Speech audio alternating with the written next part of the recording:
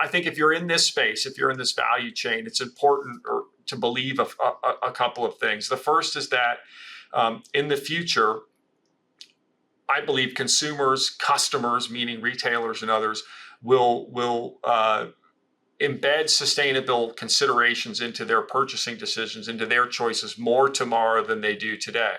Most of the data show that.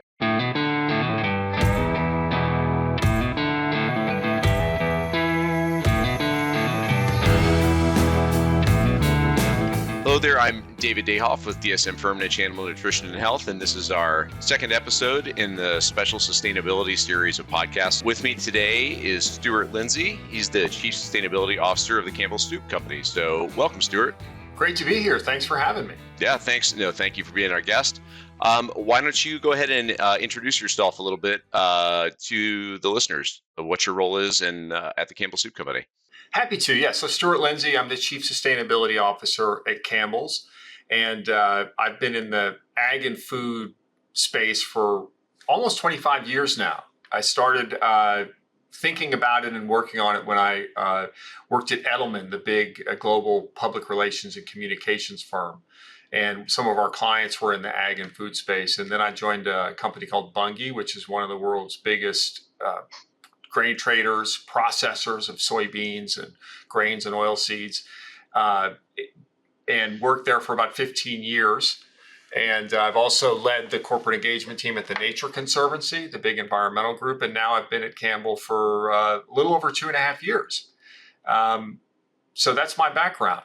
No, that's great. And I'm really happy to have you on this guest because, as I mentioned to you before, these podcasts are really popular with a lot of people in the production agriculture side of the animal agriculture industry. So including but not limited to people who are veterinarians, animal nutritionists, live operations managers, other people, in what's called the allied industry, like DSM Firmenich, selling feed additives. And so we have a lot of discussions on these podcasts that are often about a lot of the finer points of production related issues around animal agriculture. But I get a sense a lot of times that when I am speaking with customers or others, that there's kind of a disconnect sometimes between people working in the barn and the feed mill, so to speak, and then the people actually putting a branded food product on the shelf. And so I think that's a great opportunity for us to bring a little variety to some of the programming here and talk more about sustainability from the point of view of somebody at an important branded food company like you. Beta-carotene impacts reproductive performance in cattle. Because the main sources of beta-carotene are forages, most cattle don't get enough. Victus Transition from DSM Firmenich contains a blend of beta-carotene and mixed tocopherols, which provide needed vitamin A and antioxidants. Victus Transition provides better embryonic transfer and reproductive performance. Make sure your cattle get the beta-carotene they need with Victus Transition. Visit dsm.com/Victus Transition. With that in mind, I think everybody knows what Campbell Soup is, but a lot of people may not actually be as familiar with the total portfolio of what the products are that you sell. So can you say a little bit more about the whole portfolio of Campbell Soup Company? I kind of consider us a house of iconic brands, really. So everybody hopefully is familiar with the Campbell Soup that we've been making for so long, the iconic red and white can. But we also make a lot of other products. So in our meals and beverage division, we make Prego Italian sauce, Pacific Foods, which is an organic brand that makes a variety of broths and soups and other foods. We do paste salsa, V8, and we just brought Rayo's, the other Italian sauce and meals brand, into our stable earlier this year. And then we have a snacks business which owns Pepperidge Farm. So think breads, think Goldfish, think Milano cookies, and all those great cookies from Pepperidge Farm. We've got Cape Cod chips, we have kettle chips, Late July tortilla chips and snacks, and a host of other things, including Snyder's pretzels. So a lot of different brands covering both meals and beverages, and also a wide array of snack foods. So a great company. We've been in business for 155 years. in the United States, focused primarily in North America now. And yeah, it's a great place to work, and really proud of the products we make. No, thank you. And I've got many of those products in my pantry downstairs from here now too. So Excellent. yeah, exactly. So let's talk a little bit. You're the chief sustainability officer, and many companies like yours have somebody with that title. And then a lot of companies that are consumer-facing brands are making sustainability commitments of different kinds. So can you talk a little bit about the commitments that you're making as a company? Yeah, absolutely. We have a number of them. And so if you think about it, I tend to think, well, what are the types of things that the topics, the issues, the sustainability goals, and focus areas that are relevant to a food company? I think we cover almost all of them. So if you think just kind of a quick rundown, we have emissions reduction targets. We have targets looking to reduce the waste that we send to landfill. So we're trying to improve the circularity and the upcycling of waste products that leave the factory or leave our distribution chain. We have water targets. We have targets to improve the proportion of key commodities that we buy in terms of bending those towards sustainable agricultural practices. We have responsible sourcing commitments that relate to really all the products we buy, and ensuring that we can have enhanced traceability of those products, that we know more about how they're made, where they're made, for human rights and other issues like that. And we have a variety of other kind of targets related to nutrition, related to packaging, trying to improve the recyclability, the compostability of our packaging. So if you think about the value chain, if you think about the way we operate our facilities, if you think about what the product is, how it's packaged, and what happens to it at the end of its life, those are all the things that we're focused on. I think sometimes sustainability, when you think about it, most people in the value chain are working on these things. And sometimes it feels like, well, we're all working on slightly different things. But in fact, I think it's all part of a larger set of themes. And most of what we're concerned about from this space, and I think most other food companies are concerned about, it's issues that we see developing in the marketplace or among key stakeholders, the investors, customers, employees even. And so I tend to think of it, and this really stems from my history, my background. I started working at Bunge, and I was really responsible for the enterprise level for communications, reputation management, supporting the CEO in that work.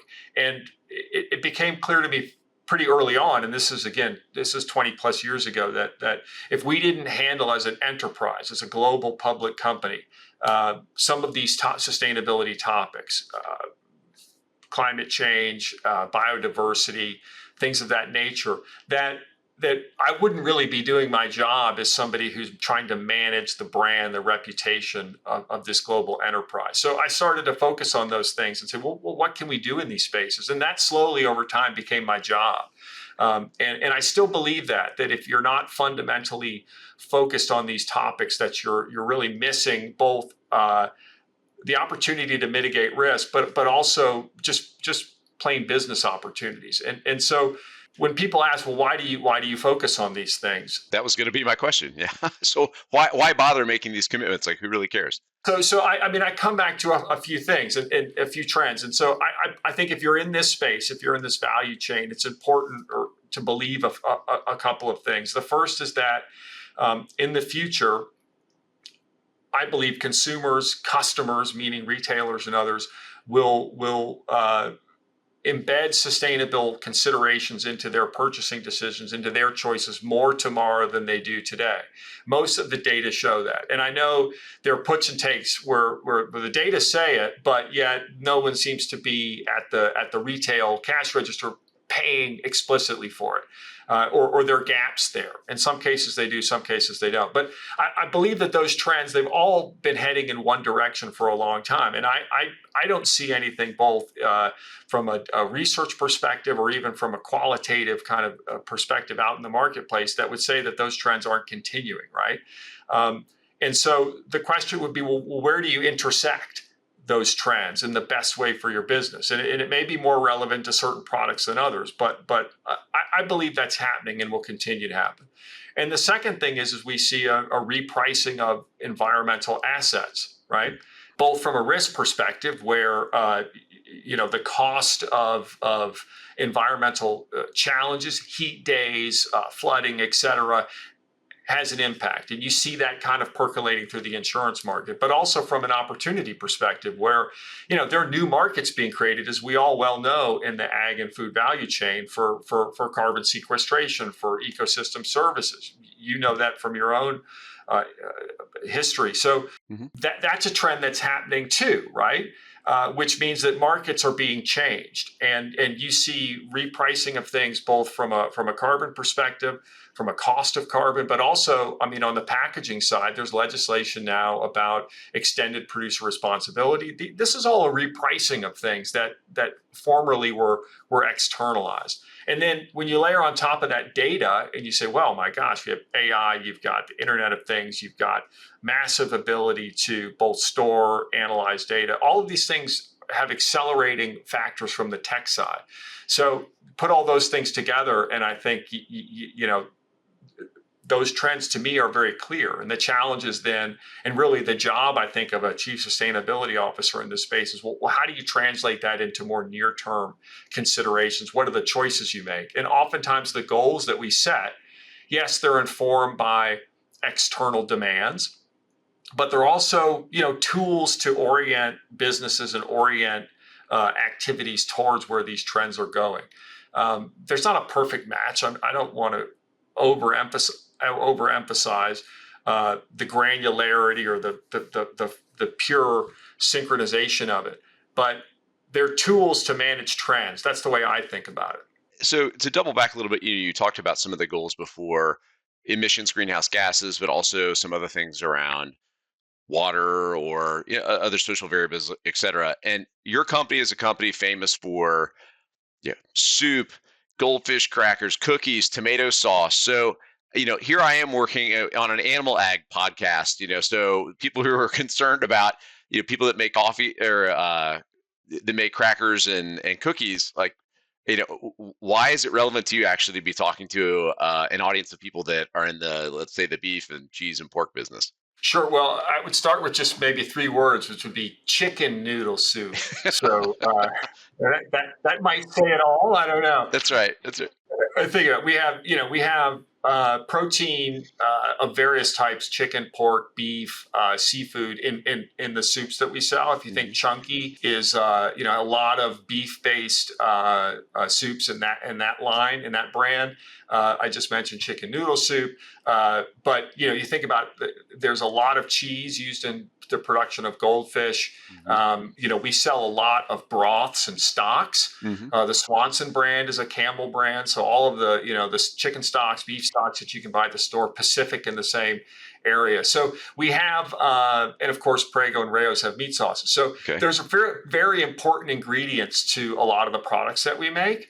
And when you stack all that together, it makes an impact on our Scope 3 emissions, the emissions in our value chain. So things like we have to think about how they're produced and what type of policies are used in those productions, and also kind of thinking actively about, well, where are some of the levers that we can pull in collaboration with the animal ag chain to reduce emissions for the full value chain, because those redound to us. And then, of course, our can of soup is the Scope 3 emissions of some of our big customers on the retail side, all of them really. And then they're asking us, well, how can we think about the product carbon footprint of a can of soup, and what can we do to reduce our Scope 3 emissions? So you get that cascading effect, and so it's very important to us. Yeah, and I don't know if it's something you're able to talk about or not, but even the degree to which, I off the top of my head, I don't necessarily put Campbell Soup Company in the category of sort of protein companies, but it turns out, like you said, the protein when you stack it all up is actually a relatively big contributor. Have you been able to quantify that? Is there anything that you've published yet on the extent to which your footprint is driven by the animal proteins? we've definitely quantified it, and we've done a lot of homework on, where kind of on a cost curve some of these reduction potentials exist. We've looked, deeply into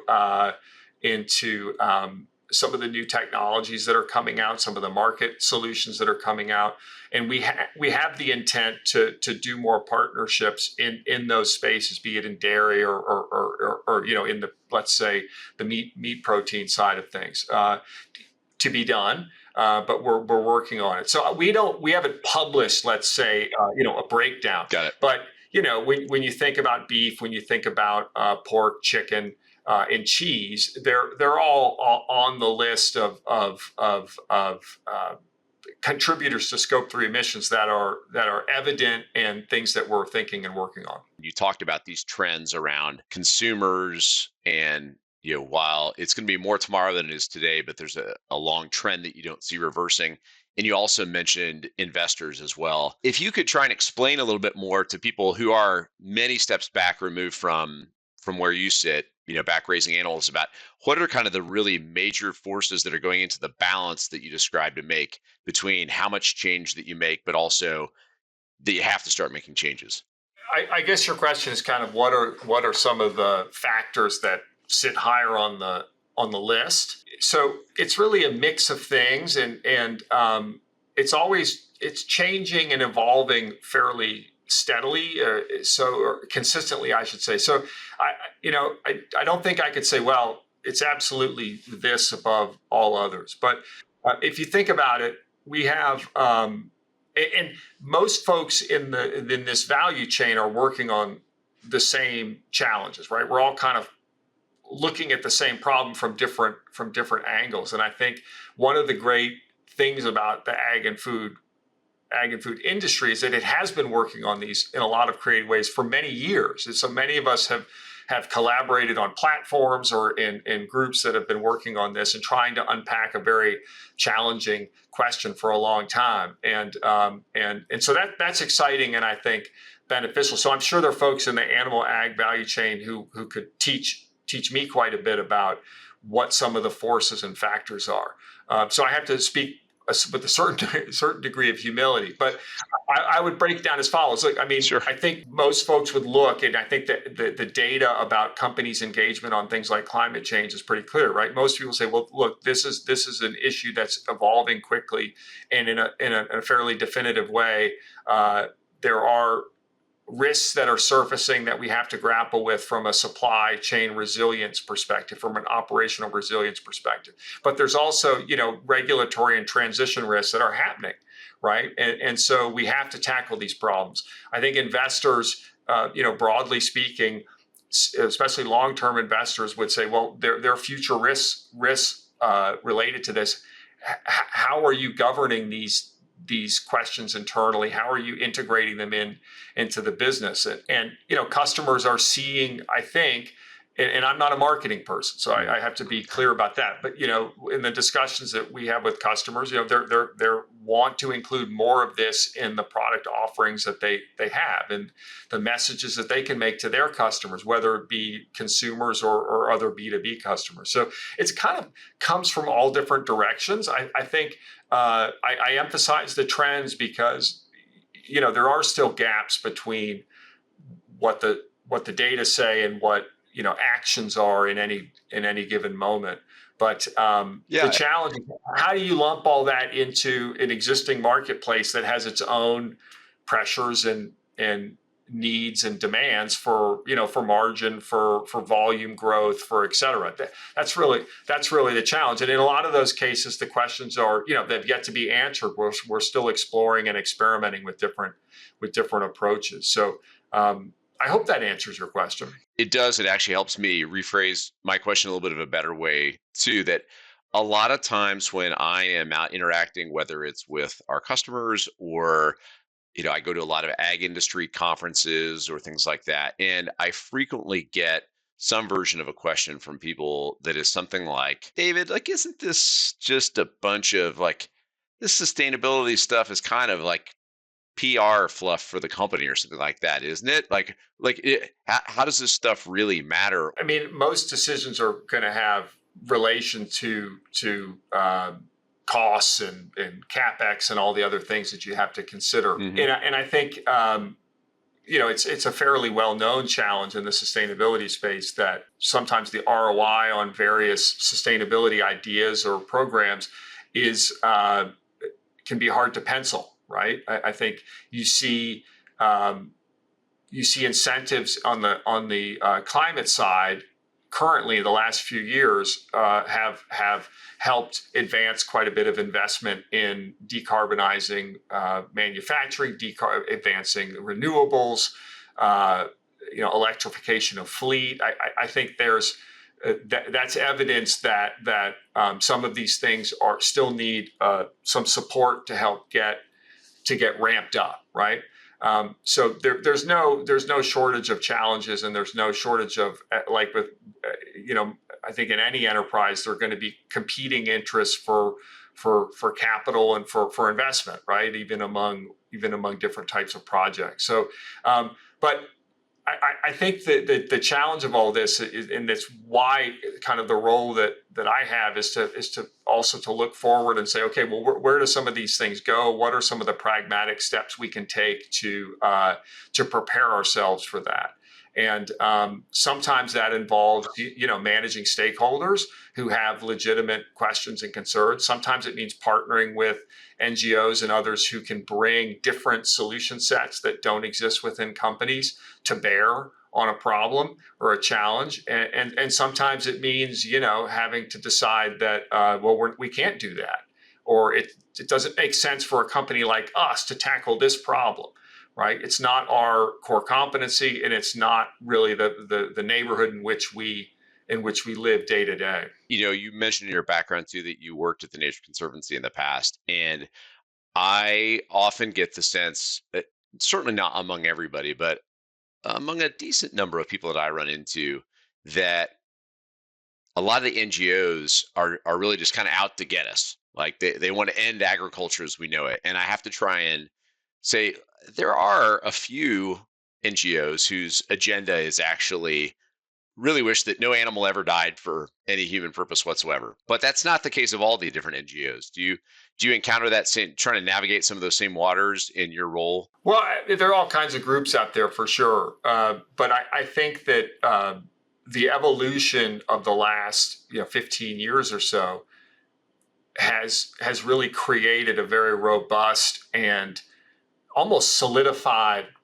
type of partnership among business and what I would call, project or solutions-based NGOs. So, and those could be extremely beneficial and very pragmatic, and are really actually quite essential to unlocking some of the potential that are out there. So, if we want to see the development of, more robust markets for ecosystem services, for carbon sequestration, for sustainable agriculture, and the benefits thereof, right? And benefits that could accrue at many different parts of the value chain, from the feed producer to the rearer of an animal, or to a dairy operator, what have you.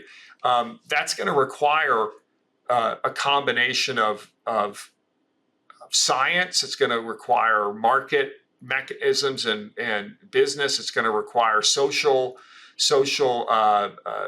agreement and support. It's going to require policy, and businesses can't do that by themselves. And I think what's interesting about NGOs, and what I certainly saw when I worked at TNC, and we worked with companies, that was our group's job, was to do that, and we worked with big ones in the food and ag space. You basically have some of the smartest people you'll ever meet bringing a very different perspective to the same challenge of, be it, we did quite a bit of work on, beef, grazing, and things of that nature, right? What's a sustainable roadmap for beef production in the U.S.? And that's where you get the perspectives from a scientific lens that would say, actually there are benefits to having cattle graze in the Great Plains and in the northern plains of the United States, because it actually has a beneficial cycle to biodiversity. It protects it values grasslands, right, which have enormous benefits that aren't even really quantified adequately today. Now, that perspective isn't going to come from industry or from necessarily from some other quarter, but it comes from NGOs, and they can bring empirical data, science, and smarts to problems that don't make sense for a company like Campbell or somebody else to try to figure out themselves. That's really helpful. That's a great insight there. You just mentioned biodiversity. We mentioned earlier you in your introduction you covered a handful of different things that you have commitments on. Is there anything specific related to animal welfare that is a big thing that's on the radar of you and your colleagues at Campbell's? But we have a few animal welfare goals. We have a gestation crate-free pork commitment that we met. We have and so we're sourcing under that methodology. We have we buy chicken meat. So coming back to like chicken noodle soup and the rest from chickens that are raised in environments that have litter and enrichments, so it improved welfare environments. We have a cage-free egg goal that we're working towards. Our Pacific Foods brand has Yeah. GAP Step 2 chicken commitment. So they're putting, for their products. So we have a handful of them. And that's a topic that we've been working on for quite a while. And it's a topic that has, as everybody in this value chain well knows, quite a number of external parties that are actively engaged in promoting, changes to the business, improved welfare across a variety of different metrics. We're evaluated on that by independent entities, be it NGOs or be it consortia from the financial community, things like that, and by independent ratings. So it's a topic that, if you're in the food business and you deal in products that have animal protein or animal ingredients, it's something you have to deal with for sure. We sell a lot of products that have no meat, just vegetable soup as opposed to chicken noodle. But it's something that we have to grapple with for sure. When I started in this role, and I've been active with the U.S. Roundtable for Sustainable Poultry and Eggs, and interestingly had a lot of background in looking at things like carbon and emissions and whatnot. But I hear from a lot of the companies in that group that if you're forced to pick only one thing that you hear the most about, whether it's from the consumers or NGOs, it's actually animal welfare today more so than some of the other environmental commitments. And I didn't know if you also felt that too, whether the pressure from investors or NGOs or whatnot upon you, or like you said, the independent third parties. It kind of depends upon month it is, I guess, but there's a lot of attention and increasing, regulatory action on climate and emissions, on packaging. I think if you look at some of the research and you ask generally consumers, well, what do you associate with sustainability? Packaging is top of the list.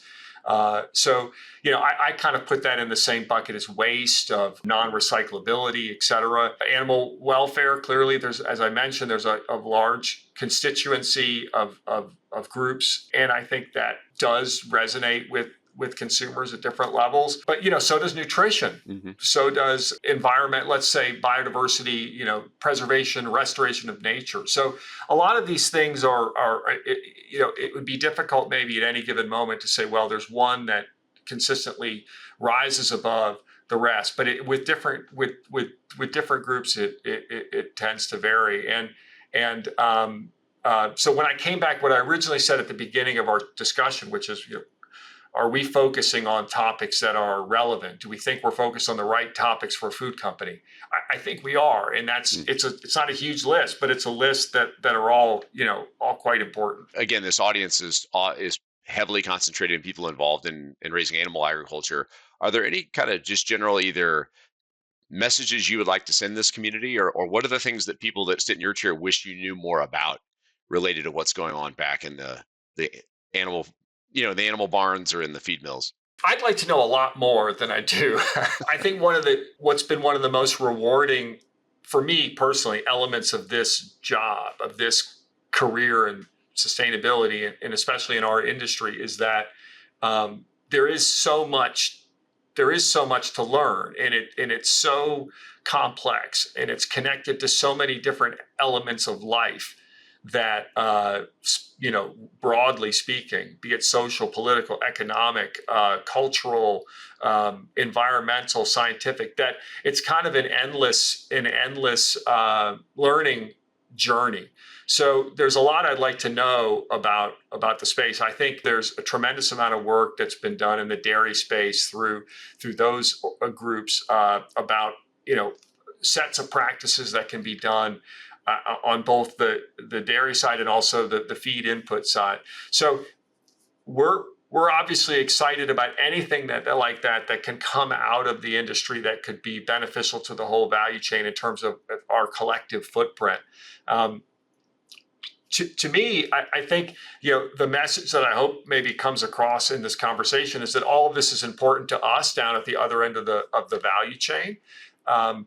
And I know it's hard to connect all those dots. We've all been working on that for a long time, and it can be challenging at certain moments. But the import, the level of attention, the level of interest is growing.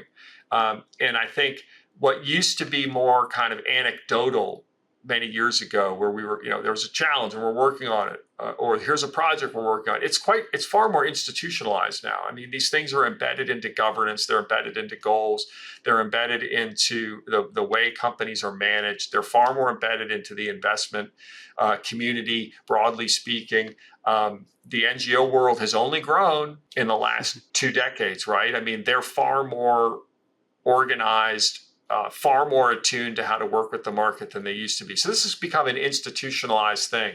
So I guess what the message I'd like to convey is that I think there's a lot of potential here for value creation. And I think about ag being quite uniquely positioned as the stewards of true environmental systems, environmental assets, and that if there's potential to have those valued differently than they are today, that means there's more value creation opportunity. And so I hope that we can all, capture that, and that the systems we develop are efficient enough, that the standards and science point in a constructive way towards solutions, that it makes sense at all the different points it has to. And so I'm hopeful. And I hope that there's additional opportunities to kind of partner on that. That's a great message, and it's one that I sense and I sometimes try to articulate, but it means a lot more coming from somebody that actually is putting products in consumers' shopping carts too, right? That there is this opportunity to get back and value what's happening at the farm. I do get a sense that a lot of times there are people that think that what's happening at the farm is actually not transparent enough, and not because there's actually suspicion or something to be discovered that is going to be a negative about what's happening back at the animal farm. But to the contrary, farmers have a lot of credibility, and actually having more information and more connection to what they do is something that companies like you will value. They want to associate your family of brands more to the farms where the things come from. Again, to be clear, you see data that talk to where consumers want to go, the values they want to express in their purchases, and then what happens at the cash register. There are gaps. Yeah. Don't get me wrong. I don't want to overemphasize things or emphasize things incorrectly. But take it back to the B2B side. I think there is. I mean, we have more and more conversations with customers. When I say we, I mean the sustainability team about the supply chain and what things are happening in there, and how can you, what is the connection to the farmer, and how can we tell those stories? How can we substantiate those data, right? I think that level of awareness, I think that's an indicator of the level of awareness and the level of interest from society writ large in seeing more sustainable agricultural practices or evidence of said existing sustainable agricultural practices told. And so we have some, direct supply chains that I think that's something we think a lot about. How can we make sure that this connectivity we have to the farmer comes to life and can celebrate what they're doing? And also, some of the ways that as we can evolve all this to point out and say, look, this is, we're not just doing good, we're actually restoring. We're actually, there are more data to show you this. There are more opportunities to both substantiate but also bring to life. Great. One more question on this part. I had in a previous podcast a conversation with a consultant from Bain who does a lot of work in the food and ag space, and he said that he thinks there's sometimes a misconception that either products have to have, there's just nothing, like zero sustainability attributes towards them, or it has to go all the way to the nth degree at the other end of being the absolute full suite of any possible green, eco-friendly, animal-friendly, whatever kind of thing you have to do. And in fact, that there's a lot of space for something to be done in between. And what people really need to understand is that stuff has to be done at scale at the end of the day. Like certain things that consumers are never really going to know the level of detail. They need to be confident that things are done though that are making progress, and it's got to be something that can scale. I think you and I have talked about that a little bit before. Is that something that you see as well from where you sit? At the end of the day, there's a lot of solutions out there, but if they're not something that's practical or it can't be done at scale or is really going to impair the efficiency of the supply chain, then it's something at the end of the day you're not going to try and drive among your suppliers or within your value chain. Is that right? Ideas have to survive contact with the marketplace, right? And look, they can survive in the sense of being, geared towards a smaller batch or a niche or a, high premium product. That can work, right? I mean, there's examples of that. But if you're in the business of larger, kind of general market scale brands and products, things have to be scalable and things have to be efficient. And that's why I kind of come back to that idea that if we have the right standards in place, the right measurement, if we're focused on the right things and not trying to do everything. And I think that was maybe a little bit some of the weaknesses of earlier attempts at certification and others, where the standards were written and it became a little bit like a Christmas tree. They're hanging ornaments all over it because it was an effort in gathering support from a variety of different constituencies, each of which had certain important elements, none of which were not important. But when you put them all together, it becomes quite a weighty thing. And you kind of end up having something that's way over on the the right side of the supply curve. It's the higher cost stuff. And so I think focusing on the elements that are important, and to your point, does it have to be all the way? Well, I think that if you can make the case that this ingredient or this element of the product is really where the important impacts are, and we're improving that, then that's a pretty powerful message. Well, thank you for sharing your insights with us. My pleasure. Any other things that we didn't cover today that you wanted to mention? No, I really appreciate the opportunity, and I don't get as much opportunity to speak either directly or through a podcast to this part of the industry. And again, my comments are made with a high degree of humility because there's a lot of elements of the production, animal ag side of the world that it's not where I grew up. So I hope that these perspectives are I'm sharing them as with humility, and I hope they're helpful. Well, thanks very much for sharing your time too. We very much appreciate it. My pleasure. Thanks again, Stewart. All right, bye-bye. Take care, man.